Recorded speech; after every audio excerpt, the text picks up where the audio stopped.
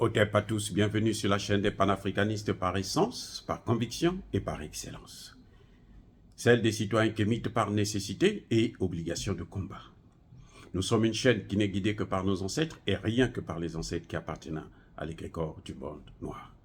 Par conséquent, nous ne croyons en aucun Dieu venu de l'étranger. Toutefois, cette vidéo n'est aucunement destinée à inciter à la haine ou à la violence, car nous menons un combat qui est d'abord et avant tout spirituel, intellectuel et démocratique. Ensuite, il est politique, géopolitique et géostratégique, contre l'impérialisme, le colonialisme, le néocolonialisme et l'endocolonat, qui sont tous qualifiés de crimes contre l'humanité.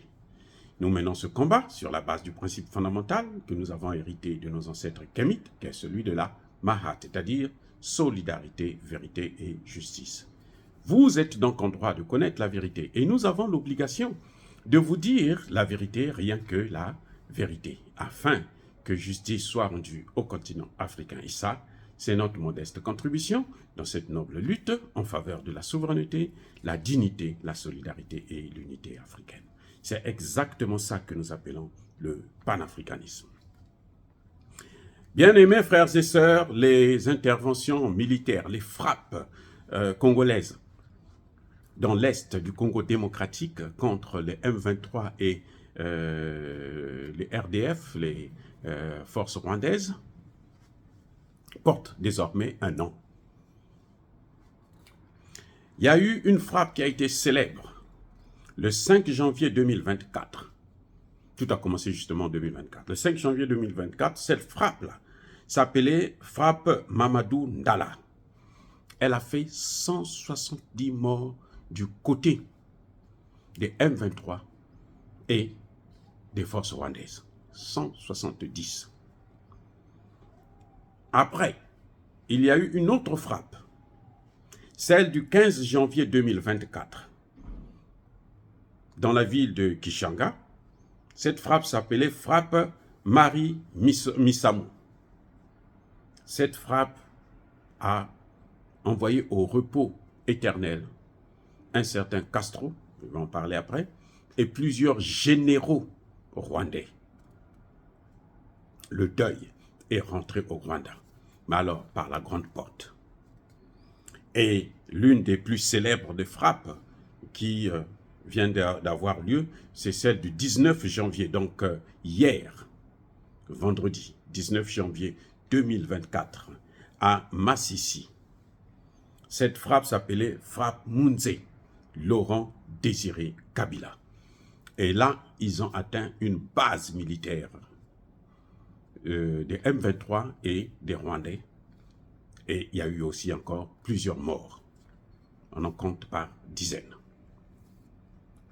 La frappe la plus meurtrière, la plus dangereuse, la plus efficace de l'armée congolaise, c'est celle du 15 janvier 2024 à Kishanga. C'est là où se trouvait la base militaire des M23 et des soldats rwandais. Et il y a un homme, comme ce que je venais de citer tout à l'heure, un certain Castro. C'était un criminel de grand chemin. Alors lui, il a fait beaucoup de massacres. Il est tombé. Il a été neutralisé pendant cette frappe. Mais pourquoi il a été neutralisé avec au moins 2 généraux rwandais? Eh bien, c'est parce que ils avaient un Congolais qui travaillait avec eux, avec le M23, qui était aussi célèbre pour ses crimes, parce qu'il a tué beaucoup de gens, beaucoup de Congolais, de ses compatriotes. Mais il était avec le M23, un certain Willy Ngoma. C'est lui qui a donné l'information pour la frappe du 15 janvier 2024. C'est lui qui a vendu la mèche. C'est en quelque sorte lui qui a sacrifié Castro, un autre tueur, et les 2 généraux rwandais, plus les autres colonels, capitaines et autres.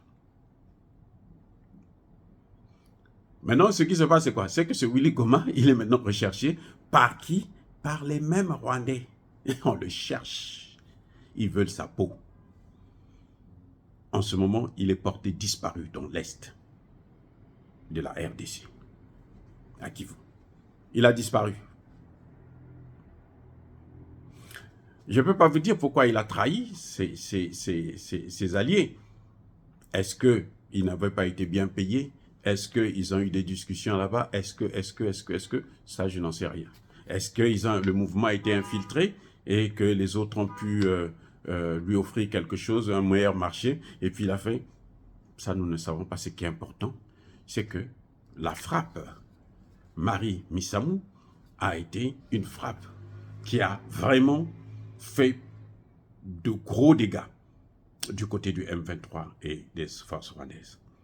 Maintenant, le sort de Willy Goma, ça, il n'est pas de notre ressort. Et ça ne nous intéresse pas, ça ne veut pas nous intéresser pour autant. Parce que ce monsieur-là lui-même, c'est un criminel qui a tué tellement des Congolais que sa vie, ça ne nous regarde pas. Pour moi, c'est ça, sa vie, ça ne nous regarde pas. Voilà. Nous avons déjà 15 millions, le Congo compte 15 millions de morts, 1 million de femmes violées, ça suffit. Le Rwanda n'a qu'à retirer ses ordres et laisser le Congo en paix. Dire cela, c'est inciter à la haine ou à la violence. Non. Yaba colère, encore une fois de plus, bien-aimés frères et sœurs, je persiste et je signe. Soyez bénis, abondamment bénis par le Dieu des Kémites et par nos ancêtres angélisés. Mais que tous ceux qui persécutent le continent africain le pillent et le déstabilisent, qu'ils soient noirs, blancs, chinois, arabes, indiens, juifs, qui qu'ils soient punis, maudits, foudroyés, neutralisés, écrasés, effacés par le Dieu des Kémites et par nos ancêtres angélisés. Vive l'Afrique éternelle, j'ai dit et j'assume.